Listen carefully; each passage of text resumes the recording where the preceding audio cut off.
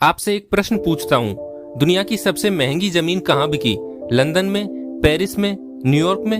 उत्तर है भारत के पंजाब राज्य में, जहाँ मुगलों के दीवान टोडरमल जी जैन ने मुगलों से ही सिखों के 10वें गुरु गोविंद सिंह जी के लिए 4 गज भूमि 780 किलो सोना 780 किलो सोना मतलब 400 करोड़ रुपए में खरीदी।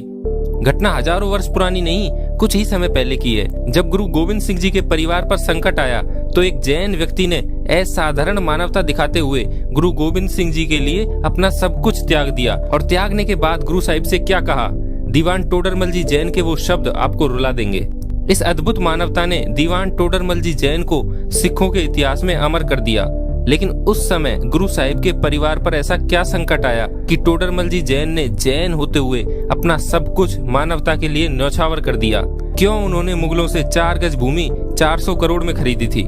पूरा जानने के लिए इस वीडियो को अंत तक देखते रहें। तो चलिए इस वीडियो में आगे बढ़ते हैं। सिखों के 10वें गुरु गोविंद सिंह जी का परिवार आनंदपुर साहिब त्यागने के बाद सरसा नदी के किनारे बिछड़ गया। गुरु गोविंद सिंह अलग हो गए और उनकी माता गुजरी माता सहित दोनों बेटे बाबा जोरावर सिंह व बाबा फतेह सिंह अलग हो गए। उस समय उनके दोनों साहिबजादों की उम्र मात्र 9 वर्ष व 6 वर्ष थी। गुरु साहिब से बिछड़ने के बाद माता गुजरी व दोनों साहिबजादों को उनका नौकर गंगू अपने गांव ले गया। गंगू ने सरहिंद के मुगल फौजदार वजीर खां से इनाम लेने के लालच में सारी खबर उसे बता दी। इसके चलते साहिबजादों को बंदी बनाकर सरहिंद फौजदार नवाब वजीर खां की कचहरी में पेश किया गया। नवाब ने उन पर इस्लाम कबूल करने का जोर बनाया, लेकिन गुरु गोविंद सिंह जी के छोटे साहिबजादे बाबा जोरावर सिंह व बाबा फतेह सिंह ने इस्लाम नहीं कबूलते हुए शहीद होना ठीक समझा। तो मुगल फौजदार नवाब वजीर खान ने साहिबजादों को जीवित ही दीवार में चिनवा दिया। जब माता गुजरी को इस दुखद घटना का पता चला तो वे इस सदमे को झेल न पाई और उनकी भी मृत्यु हो गई।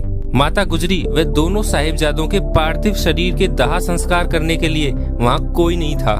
गुरु परिवार पर इतने संकट के बावजूद हर किसी ने मुगलों के डर से स्वयं को पीछे हटा लिया।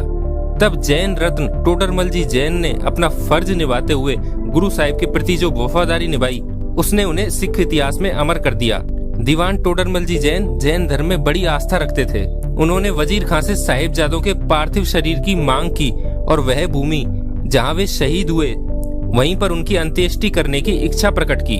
वजीर खां ने धृष्टता दिखाते हुए भूमि देने के लिए एक अटपटी और अनुचित मांग रखी। उसने मांग रखी कि इस भूमि पर सोने की मोहरें बिछाने पर जितनी मोहरें आएंगी वही इस भूमि का दाम होगा। दीवान टोडरमल ने अपने सब भंडार खाली करके जब मोहरे भूमि पर बिछानी शुरू की तो वजीर खान ने धृष्टता की पराकाष्ठा पार करते हुए कहा कि मोहरे बिछाकर नहीं बल्कि खड़ी करके वर्टिकली रखी जाएं ताकि अधिक से अधिक मोहरे वसूली जा सके। खैर, दीवान साहब ने अपना सब कुछ बेच बाच कर और मोहरें इकट्ठी की और 78,000 सोने की मोहरें देकर 4 गज भूमि को खरीदा ताकि गुरुजी के साहिबजादों का अंतिम संस्कार वहां किया जा सके। विश्व के इतिहास में ना तो ऐसे त्याग की कोई और मिसाल मिलती है और ना ही कहीं पर किसी भूमि के टुकड़े का इतना भारी मूल्य आज तक चुकाया गया। लेकिन आगे और सुनिए, अभी बहुत कुछ बाकी है और आगे बढ़ने से पहले इस वीडियो को लाइक जरूर कर दें। इसके बाद टोडरमल जी को वजीर खां के क्रोध का खामियाजा भुगतना पड़ा और उन्हें व उनके परिवार को उसी समय उनकी भव्य हवेली छोड़नी पड़ी और उन्हें गुमनामी में रहने के लिए पंजाब में ही कहीं छोड़ दिया गया। जब बाद में गुरु गोविंद सिंह जी को इस बारे में पता चला तो उन्होंने दीवान टोडरमल से कृतज्ञता प्रकट की और उनसे कहा कि वे उनके त्याग से बहुत प्रभावित हैं तथा उनसे इस त्याग के बदले में कुछ मांगने को कहा। जरा सोचिए, दीवान टोडरमल ने क्या मांगा होगा गुरुजी से। दीवान जी ने गुरुजी से क्या मांगा उसकी कल्पना करना भी असंभव है। दीवान टोडरमल जी ने गुरु साहिब से कहा कि यदि कुछ देना ही चाहते हैं तो कुछ ऐसा कर दीजिए कि मेरे घर पे कोई पुत्र न जन्म ले और मेरी वंशावली वहीं मेरे साथ ही समाप्त हो जाए। क्या यह सुनकर आप आश्चर्यचकित रह गए? इस अप्रत्याशित मांग पर गुरुजी सहित वहां उपस्थित सब लोग भी हक्के बक्के रह गए थे। गुरुजी ने दीवान जी से इस अद्भुत मांग का कारण पूछा तो दीवान जी का उत्तर ऐसा था जो रोंगटे खड़े कर दे। दीवान टोडरमल ने उत्तर दिया कि गुरुजी, यह जो भूमि इतना महंगा दाम देकर खरीदी गई और आपके चरणों में न्यौछावर की गई, मैं नहीं चाहता कि कल को मेरे वंश आने वाली नस्लों में से कोई कहे कि यह भूमि मेरे पुरखों ने खरीदी थी। यह थी निस्वार्थ त्याग और भक्ति की आज तक की सबसे बड़ी मिसाल।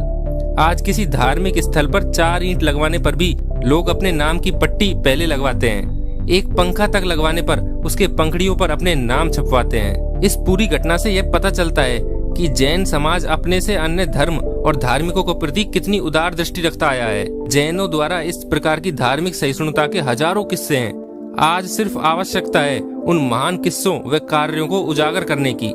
आज सांप्रदायिक द्वेष के कांटों भरे पेड़ों को ज्यादा सींचने के दुर्भाग्यपूर्ण माहौल के बीच इस प्रकार के उदाहरणों को प्रेरणा एवं सामाजिक सौहार्द के लिए आपके सामने रखना ज्यादा आवश्यक हो गया था। मित्रों, आप भी एक काम कीजिए, इस वीडियो को अपने सभी जैन ग्रुप्स व मित्रों के साथ शेयर करें और यह वीडियो आपको कैसी लगी नीचे कमेंट करके बताइए। और यदि ये वीडियो आपको अच्छी लगी तो इस वीडियो को लाइक करके